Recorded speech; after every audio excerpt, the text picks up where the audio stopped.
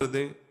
जो ये हवन से, ये ताबीज बांधने से, ये घोड़े की नाल की अंगूठी पहनने से ये बुरा लगेगा सबको, कुछ नहीं होता, कुछ नहीं होने वाला। तो ये सब हरि के अनुचर हैं, सब हरि के अनुचर हैं। जानकी नाथ सहाय करे तो कौन बिगाड़ सके नर तेरो है। ये शुक्र शनिचर राहु केत सब क्षण में हुई है तेरे चेरो। जानकी नाथ सहाय करे कौन बिगाड़ सकता है। महाप्रभु हरिवंश चंद्र जी कह रहे, जो पे कृष्ण चरण मन अर्पित तो करी है का नवग्रह रंक। ये बेचारे नवग्रह भिखारी क्या तुम्हारा कर सकते हैं। यदि तुम बादशाह श्री कृष्ण के दास हो तो ये चाहे जिस नक्षत्र में बैठे हो तुम्हारे अनुकूल चलेंगे, तुम्हारे अनुकूल चलेंगे। अपने को चढ़ा दो श्री हरि के चरणों में और हरि से विमुख हो तो, लेकिन ये सेवक हरि के हैं और हरि के तुम विमुख हो तो ये प्रसन्न हो ही नहीं सकते, तुम्हारा पतन ही होगा। पर ये संसार समझता नहीं। भगवान नाम से मतलब नहीं, भगवत आराधना से मतलब नहीं। अरे भाई ये लोकपाल हैं, जानते हो भक्त को भी काम क्रोध क्यों सताता है। ताकत नहीं इनकी प्रवेश कर जाए, अहंकार है इसलिए। और भगवान को अहंकार अच्छा नहीं लगता, इसीलिए भगवान के सब दूत हैं चढ़ बैठते हैं। देख तू कितना बड़ा साधक, कितना बड़ा भजनानंदी, दिखा हमें। अब फेल तो मैं भगवान की शरण, तो हो ना भगवान की शरण। और भगवान की शरण में हो जाए तो यही महासुख प्रदान करने लगते हैं, और कोई नहीं, इन्हीं के लड़का बच्चा है। द्वारिकाधीश के पुत्र रूप में कौन प्रकट हो रहा है। भगवान कामदेव, जो प्रद्युम्न अवतार है, साक्षात कामदेव हैं। कामदेव साक्षात आ रहे हैं। हम प्रभु से विमुख हो, कोई हमारा सहयोग कर सकेगा, कोई नहीं कर सकता। और अगर करने गया तो वो भी उल्टा टंग जाएगा। ये भी बात समझ लो। भगवान देख लो, हम आपको उदाहरण बता रहे हैं कि तो कैसे काशी नरेश, पौंड्रक, ये सब मिलकर भगवान के विरोध में हुए।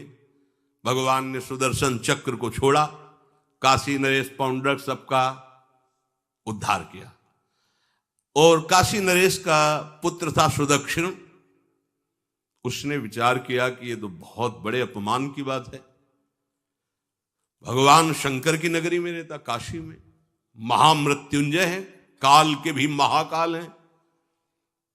पंडितों से कहा ऐसा उपाय नहीं कि हम द्वारिका को भस्म कर दें। बोले है, भगवान शिव के ऐसे ऐसे मंत्र हैं कि वो तो विनाशकारी भी तो है ना, वो बहुत सुंदर भी है।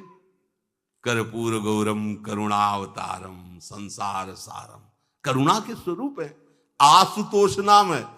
एक चुल्लू जल ऐसा कोई देवता नहीं मिलेगा जो संसार में कोई देवता नहीं खाता, वो इन पे चढ़ाए जाते हैं। अकौड़े का फूल, धतूर का फल ये कोई पता है? नहीं पता। इतने से वो प्रसन्न, इसीलिए वो आशुतोष रीझ जाए तो पूरा नगर का नगर सोने का ऐसे दे दिया, लंका उन्हीं दे दिया। और अगर दृष्टि बदल जाए तो हनुमान जी बनकर पूंछ में आग लगा को श्रीलंका को नाश कर। बड़े विचित्र है। हाँ है भगवान शंकर विनाशकारी, द्वारिका को भस्म कर सकते हैं। आराधना की सुदक्षिण ने, बड़े बड़े विद्वान बुलाए। काशी तो विद्वानों की नगरी, और ब्राह्मणों की विद्वता तभी सार्थक है जब प्रभु में उसका समापन हो। विद्या कौन? जो भगवान से मिला दे। अविद्या कौन? जो अहंकार माया में लगा दे। तो उन विद्वानों की ये समझ में नहीं आया कि किसके विरोध में मुझे अनुष्ठान में बैठालना है। बैठ गए, अनुष्ठान शुरू किया, तो मंत्रों में ताकत तो है ही। भयंकर कृत्या प्रकट हुई, विश्व का विनाश करने की सामर्थ्य रखने वाली। मंत्रों के द्वारा उसे प्रेरित किया, जाओ द्वारिकापुरी को ही भस्म कर दो। और ये पता नहीं था कि द्वारिकापुरी ब्रह्मा की बनाई हुई नहीं है। सारी की सारी शक्तियां ब्रह्मा की बनाई हुई चीज पर बिगाड़ सकती हैं, लेकिन चिदानंद धाम में इनका तो प्रवेश नहीं। अब दूर से द्वारिका में दिखाई दिया, भयंकर ज्वाला में कृत्य आ रही। लोग भागकर भगवान के पास गए, प्रभु कोई भयानक मंत्र से आविष्ट होकर कृत्य आ रही जो नष्ट करना चाहती द्वारिका। तुम्हें घबराने की जरूरत नहीं, ना बताने की जरूरत है। द्वारिका हर समय सुदर्शन से सुरक्षित है, और सुदर्शन कोई जड़ चक्र नहीं है, वो चैतन्य भगवत पार्षद है। जब जहां जैसा अवसर आता है वैसा वो रूप रख लेते हैं। एक को मारना है तो 100 अरे वाले, हजारों को मारना है तो 1000 अरे वाले, और अगर पूरा सिस्टम विनाश करना है तो अनंत अरे वाले सुदर्शन चक्र हो जाते हैं। और जब सेवा ये नहीं होती तो हाथ जोड़े भगवान के पास खड़े रहते हैं। ये कोई जड़ वस्तु नहीं कि तलवार है भगवान की तो तलवारें बनी खड़ी रहेगी, नहीं, पार्षद स्वरूप है। आवश्यकता हुई वही कौमुदी की गदा सुदर्शन, ये सब दिव्य है। पांचजन्य शंख सुदर्शन चक्र सेवा में थे। भगवान ने आदेश किया, देखो क्या है, सुदर्शन चक्र ने दौड़ाया कृत्या को, वहीं चल जहां से आई तू, वहीं ले गए जहां पंडित लोग सब सावधान, मंत्र से अपने को सुरक्षित किए। ये बड़े खतरनाक अनुष्ठान होते हैं, जो मारण अनुष्ठान होते हैं, बहुत खतरनाक होते हैं। मतलब अगर सही माने में वो भगवत आराधक नहीं है तो फिर नष्ट भी कर देंगे, ऐसा नहीं। तो एक प्रसंग आता है कि एक शालिग्राम भगवान को नचा करके पैसे लेते थे। बहुत से लोग इकट्ठा हो गए, तो चमत्कार को देखने वाले संसारिक जन होते हैं, तो ऐसे शालिग्राम रखते, ऐसे करते, शालिग्राम ऐसे ऊपर उठते, ऐसे ऐसे ऐसे ऐसे नचाते, और लोग अरे देखो भगवान इनके इशारे से नाच रहे हैं। ऐसा एक भक्त तो उसी नगर में एकांत में भजन करते थे, बड़े कई शिष्य उनके थे, भिक्षा मांगने हो गए, उन्होंने देखा, आके गुरुजी से, उनका ऐसा भक्त कभी कर ही नहीं सकता।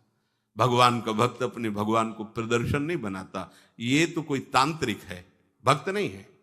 भक्ति की अलग संज्ञा होती है। ये कोई तंत्र सिद्ध आदमी है जो भक्ति का नाटक करके लोगों को ठग रहा है। बोले महाराज फिर आपको चलना चाहिए, क्योंकि हजारों लोग उससे प्रभावित हो रहे। बोले हम गए तो उसका सब बंद हो जाएगा, ये दुकान मकान।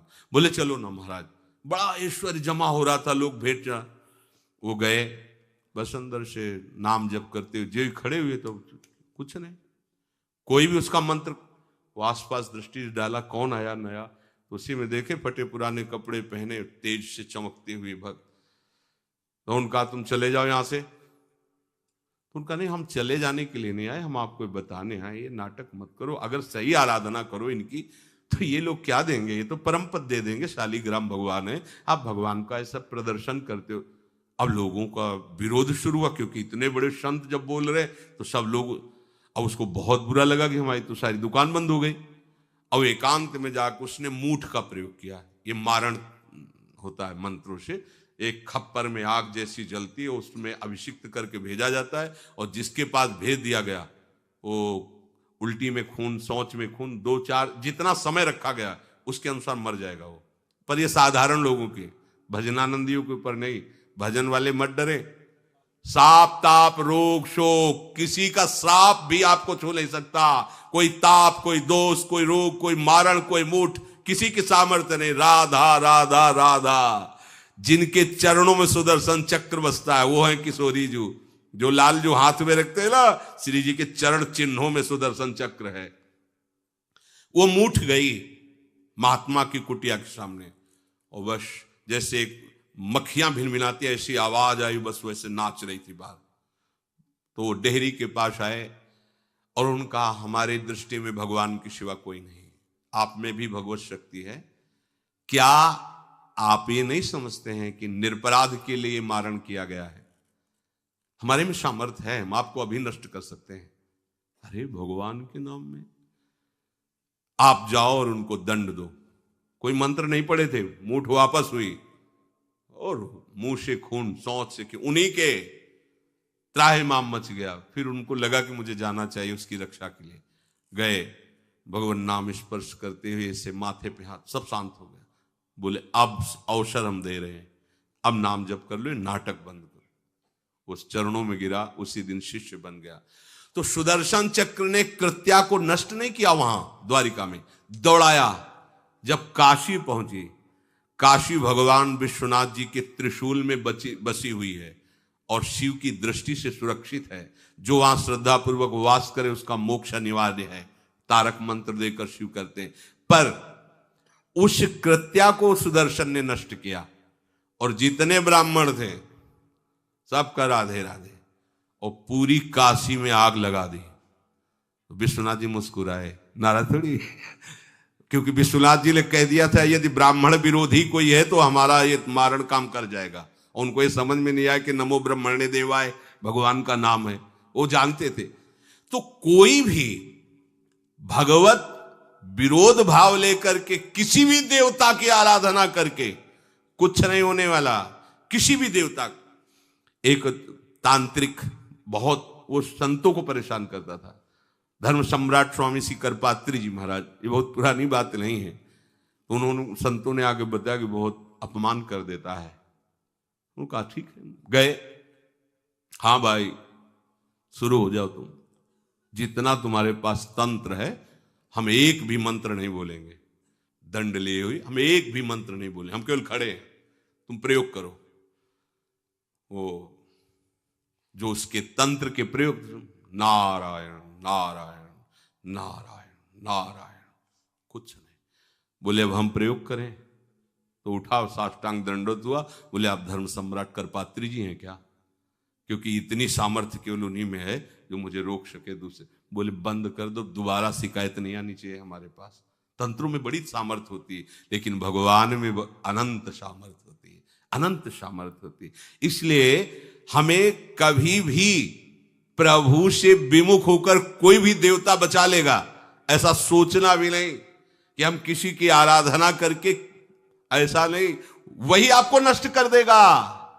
भरत जी को, जड़ भरत जी को पकड़ ले गए जो चोर लोग थे, दस्यु लोग। उन्होंने देवी जी को कहा, बड़ा भ्रम है यार, वो जगत माता है, अम्मा है सारे जगत की, और बकरे की बलि दे लेते। उनका बच्चा बकरा नहीं हुआ क्या? जब जगन माता है, जगदम्बा है, जगद अम्बा है वो, तो क्या ये छोटे छोटे जीवों को जो बलि देते हैं, क्या उनको ये पता नहीं कि ये उनकी अम्मा है? उनके सामने काट रहे हो, मां तो मुझसे प्रसन्न होगी। काट लो, अभी अवसर आएगा तब तुम्हें पता चलेगा। अब वो जो पकड़ के लाया गया था मनुष्य बलि के लिए, तो वो दस्युराज, एक बाजार सी लगी थी, उत्सव मनाया गया, उसे कहा गया था जो मनावे सो खाओ। तो जहां जाता अच्छे अच्छे पदार्थ खाता। तो दुकान वाले ने खा ले, थोड़ी देर बाद गड़ासा चले गए। बोले क्यों? तो बोले तुम्हें पता नहीं क्या? बोले नहीं। बोले बलि के लिए लाए गए हो। अब तो जलेबी मुंह की मुंह में रह गई कि इसके बाद गड़ासा चले। आसपास देखा तो रक्षक इधर उधर थे, भाग लिया। अब रक्षकों ने देखा कि वो तो है ही नहीं। अब उनको बड़ा भय लगा। अब वहां कोई फोटो थोड़ी खींची गई थी कि बलि किसकी चढ़ानी है। अब वो भागे, महाराज बैठे थे पद्मासन में, जड़ भरत जी ब्रह्माकार वृत्ति, इन्हीं को पकड़ ले गए। बढ़िया तगड़ा तंदुरुस्त है। और दस्युराज ने कहा बलि का जो वो लाया गया, हाँ महाराज, अष्ट देख के प्रसन्न हो गया। तेजो में हष्ट पुष्ट ब्रह्माकार वृत्ति इनकी। बोले स्नान करवाओ। सालों से स्नान नहीं हुआ तो को उपटन लगा के स्नान कराया। खीर पुआ रबड़ी रसगुल्ला सामने भोग लगाओ, दबा के खूब खीर पूड़ी रबड़ी पाई।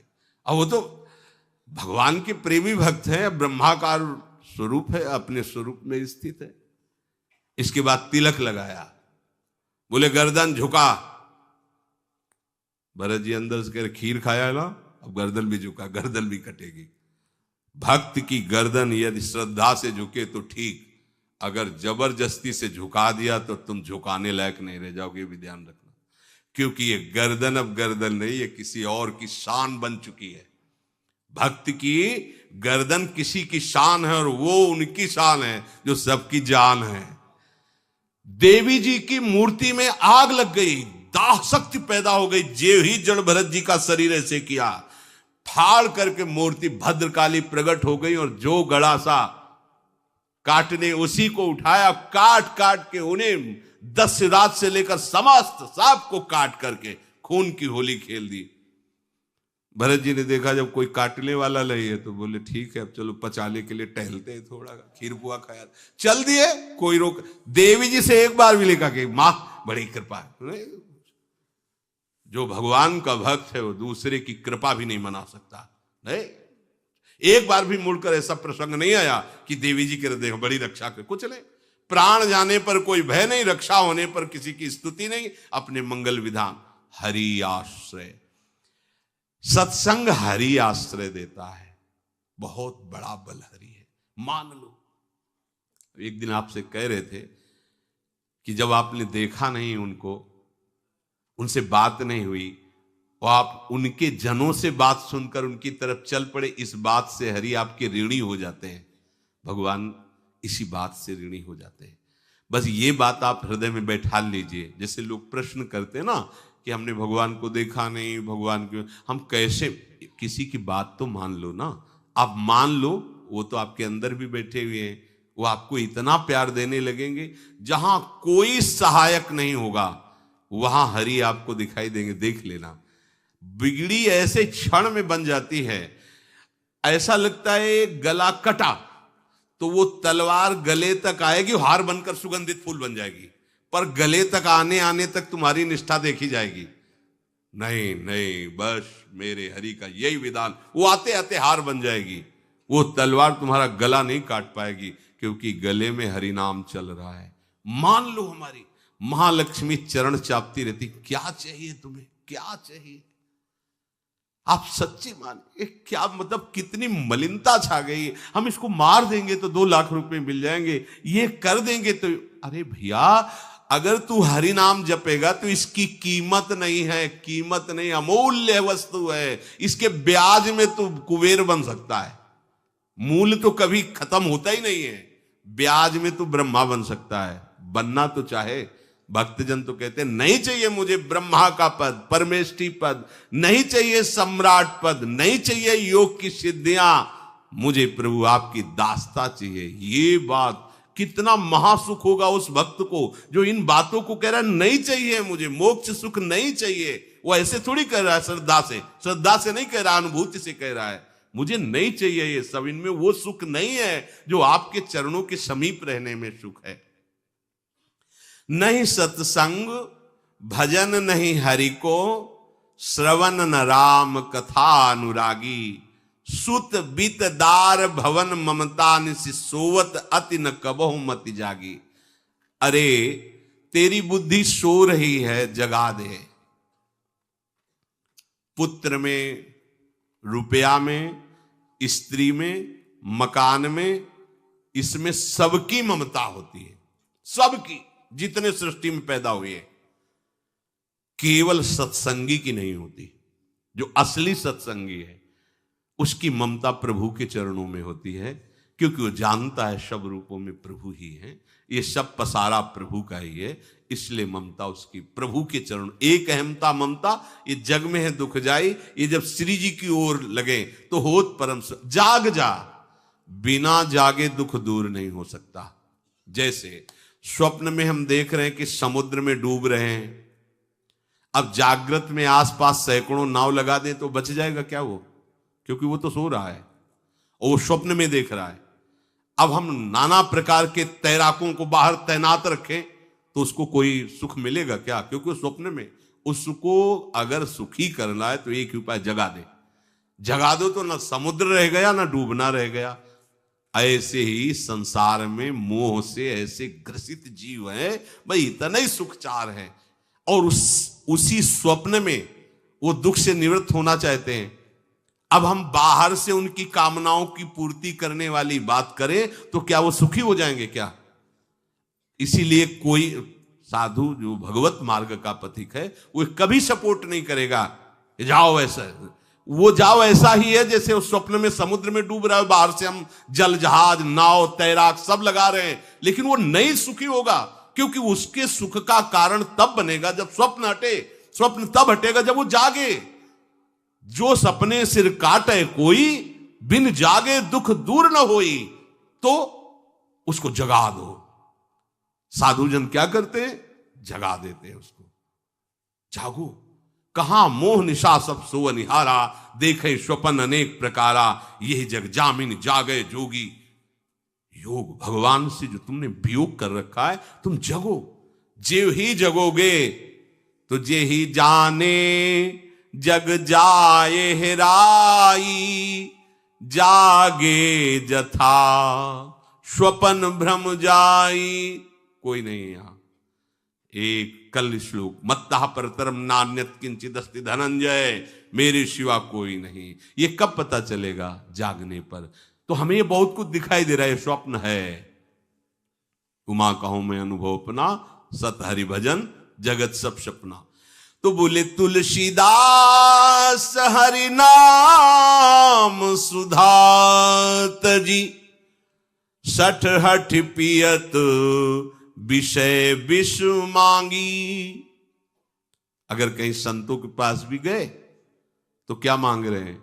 हठ करके विषय विष मांग रहे हैं। वो आत्मदेव नाम के एक ब्राह्मण थे, सब कुछ समृद्धि थी, संतान थी नहीं, बड़े दुखी गृहस्थी में। हमारा कुल चलाने वाला होना चाहिए, बड़ा भ्रम बैठा हुआ है। हमारा कुल चलाने वाला नहीं तो सब बेकार, जीवन ही बेकार हो गया। बिना गुरु के यदि शास्त्र पढ़ोगे ना तो भ्रमित हो जाओगे। स्पष्ट लिखा, पुत नाम के नरक की उसको प्राप्ति होती जिसके संतान नहीं होती। अब तो गृहस्थ में बेचारा पड़े परेशान। उन्होंने सोचा इससे अच्छा है आत्महत्या कर लें। बहुत संतों के पास जाकर के यज्ञ करके सब अपनी कामनाओं की पूर्ति चाहते, दान पुण्य दे करके। उसने भी जितना उपाय हुआ किया, नहीं हुई संतान। मरने के लिए जंगल में उधर से एक सन्यासी जी आ रहे थे, देखा साधु तो ब्राह्मण तो थे, उठे प्रणाम किया, देखा उनको उदास क्यों हो? उनका महाराज उदास ही नहीं, मैं तो आत्महत्या करने आया हूं यहां जंगल में। अरे ये तो महापाप है, आत्महत्या तो बड़ी दुर्गति का कारण है। बोले महाराज अगर आप बचाना चाहते हो तो आप कृपा करो। क्या क्या चाहते हो? बोले हमारे पास सब कुछ है, बेटा नहीं दोगे तो हमारा जीवन बेकार। तो उन्होंने अंतर्दृष्टि से देखा और कहा 7 जन्म तक तेरे पुत्र नहीं भाग्य में तेरे लिखा है। तो उसने कहा फिर तो अभी मरते हैं, आत्महत्या करते हम 7 जन्म की बात, हम 7 दिन नहीं जिएंगे, हमें पुत्र चाहिए। संत का दयालु। देखो जिनके पास तपस्या और भजन का धन होता है, जब भगवान अधीन है तो कुछ भी कर सकते हो, कुछ भी कर सकते हैं। प्रारब्ध मिटाना कोई बड़ी बात नहीं। प्रारब्ध जानते कोई देवता थोड़ी है, तुम्हारा पीछे का किया हुआ कर्म है। और इधर जोर का भजन है, भजन के प्रभाव से कर्म को नष्ट करने में देर थोड़ी लगती है। ये तो अच्छे शुभ कर्म करो तो तुम्हारा प्रारब्ध बदल जाएगा। भजन का प्रयोग प्रारब्ध बदलने के लिए थोड़ी है। पर वो ऐसा हट किए तो उनका देखो, हट करने से लाभ नहीं मिलता है। उनका हमें उपदेश नहीं, हमें पुत्र चाहिए। अगर आप भगवत प्रेरित होकर यहां आए हो तो आप हमें। तो उन्होंने तपस्या के बल से फल की रचना की और कहा जाओ अपनी पत्नी को ये फल पवा दो और इससे निश्चित पुत्र होगा। बहुत प्रसन्न, अब कामना पूर्ण थी तो देख लो, प्रभाव देखो कामना का। प्रसन्न हुए आए। धुंधुली नाम था उनकी पत्नी, नाम भी बहुत बढ़िया था, धुंधुली। वो कहा कि देखो ये फल खा लो, तुम्हारे संतान हो जाएगी। बहुत मीठी बात बोलती थी, मृदुभाषी, कपट हृदय। अलग अलग क्षेत्र होता है, हृदय कपट और मुख में मीठी बात। बहुत संभल के व्यवहार करना चाहिए ऐसे लोगों से। मधुरिया बानी, मीठी, क्या मृदु भाषा। नहीं प्रीतम, आप चिंता मत करो, फल ऐसे थोड़ी खाया जाता है, नहा धो के पवित्र होके फिर। हाँ उनका ये बात, तो आप अपने काम में लगो, हम पा लेंगे ऐसा। अब आपको विश्वास है? बोले विश्वास तो है, इसमें क्या विश्वास, आप भी तो चाहती ना पुत्र हो। बोले हाँ। वो जो ही गए सो अपनी बहन को बुलाया और कहा सुनो, अभी तो हम 4-5 रोटी कढ़ी चावल सब पा लेते हैं, पूड़ी खीर पुआ। जब गर्भ रहेगा तो पेट तो उसी से भरा रहेगा, तो हमारा भोजन रुक जाएगा। बोले हाँ ये तो बात है। जब पेट बढ़ेगा, अगर घर में आग लग गई तो फिर हम भाग नहीं पाएंगे, तो हम जल जाएंगे। ये निगेटिव सोच वाले लेते। और पंडित जी तो इसी बात में लगे हैं कि गर्भ रह जाए तो क्या करें, तुम्हारा हम खाएंगे तो है नहीं पक्की बात, पर करें तो क्या करें। पंडित जी को कैसे समझ? उनका देखो एक बात है, हमारे गर्भ है, हमारे कई लड़के हो चुके हो, गरीबी है ही है हमारे यहाँ, तुम कुछ पैसा दे देना और ये नाटक करना कि मैं गर्भवती हूं। बच्चा समय होने पर हम पहुंचा देंगे, हम घोषित कर देंगे हमारा बच्चा मर गया। तो पंडित जी को तुम नाटक में बताते रहना कि गर्भ है, बच्चा हो जाए। पंडित जी कह देना बच्चा हो गया है। तो बोले दूध पिलाने की समस्या आएगी। तो बोले ये तुम कह देना कि पहला पहला बच्चा है, हमारे वक्षा स्थल में दूध नहीं, हमारी बहन का था तो मर गया बच्चा, तो उनको बुला लेती तो बात बन जाएगी, बढ़िया बात हो गई। परीक्षा के लिए फल गाय को खवा दो।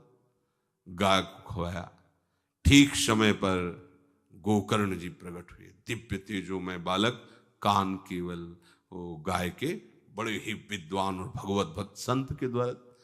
कहा था 7 जन्म तुम्हारे भाग्य में, बच्चा नहीं तो नहीं है, देखा गाय के हो गोकर्ण जी प्रकट हुए।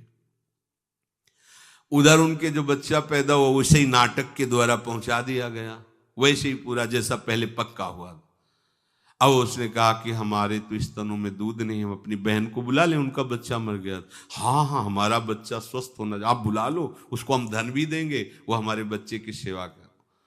अपने नाम से जोड़ करके उसका नाम रखा धुंधकारी, धुंधुली और धुंधकारी, अज्ञान का साक्षात स्वरूप।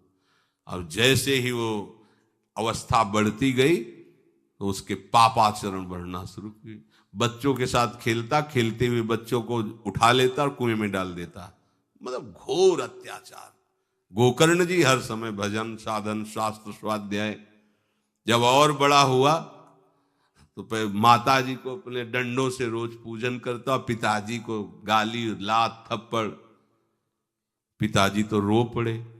गोकर्ण जी से कहा कि बेटा हमारी गाय से प्रकट हुए पर भरोसा आप ही का है, बचा सकते हो। तो बोले पिताजी जाओ यहां से, भाग जाओ यहां से, एकांत जंगल में जाकर भगवान श्री हरि का भजन करो। उन्होंने 2 श्लोकों में उपदेश किया। दूसरा श्लोक ये, धर्मम भजस्व सततम त्यज लोक धर्मान, सेवन सदा साधु पुरुषं जहि काम तृष्णाम, अन्यस्य गुण दोष चिंतन मास मुक्त्वा, सेवा कथा रस मोहो नितराम पिबत्वम। हे पिताजी, अब तुम लोक धर्म का त्याग करके भागवत धर्म को स्वीकार करो, एकांत में जाकर साधु महापुरुषों के संग से उनके उपदिष्ट उपदेश के अनुसार आचरण करो, प्रभु की लीला कथा सुनो, ना कोई कामना ना कोई तृष्णा, किसी के गुण दोष का वर्णन मत करना और सदैव भगवत सेवा भावना में रहना, इसी जन्म में तुम्हें भगवत प्राप्त। वो तो उधर गए, इतनी पिटाई की उसने मां की कि मां कुएं में गिरकर आत्महत्या कर ली।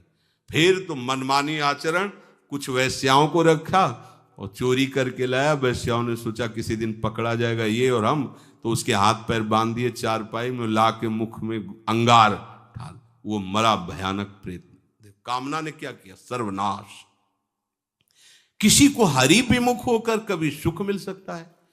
आप संतों के पास जाइए, अपनी कामना रखिए। हम ये नहीं कहते कि कामना तुम त्याग पाओगे, कामना रखिए, भगवान के पास जाइए, अपनी कामना रखिए, क्योंकि आप कामना से युक्त हैं। पर छूट इतनी दे दीजिए कि जिसमें हमारा मंगल हो वो करना। जैसे नारद जी भगवान से अपनी कामना रखते हैं कि हमारा ब्याह करवा दीजिए, और बाद में एक छूट दे देते हैं कि जेहि विधि होए नाथ हित मोरा। तो हरि को अच्छा लगेगा, गुरुजनों को अच्छा लगेगा कि इस कामना से इसका कोई जीवन बाधित नहीं होगा, वो पूर्ण भी कर देंगे। और अगर लगा कि इसका पतन हो जाएगा तो आप रोते रो तो भी कामना की पूर्ति नहीं करेंगे। उत्तम बात तो ये है कि कामना हरि की प्राप्ति की करो, वो सर्व सुख स्वरूप है। किसी का अन्य आश्रय अन्य बल ना लेते हुए अपने श्यामा श्याम के चरणों का आश्रय लेकर निरंतर भजन करो तो ये अनुभव हो जाएगा कि सुख किसे कहते हैं। अभी तुम्हें परिचय ही नहीं मिला, सुख किसे कहते हैं। सुख सच्चिदानंद है, सुख एक रस है, सुख अविनाशी है। वो सुख सदैव बढ़ता रहता है, घटता कभी नहीं। एक रस होते हुए भी प्रतिक्षण वर्धमानम है, कभी कभी अंत नहीं होता इस सुख का। ऐसे अनंत सुख के लिए हमें मनुष्य जन्म मिला है। प्यारे, इसे मत खोइए, हर समय राधा राधा राधा राधा।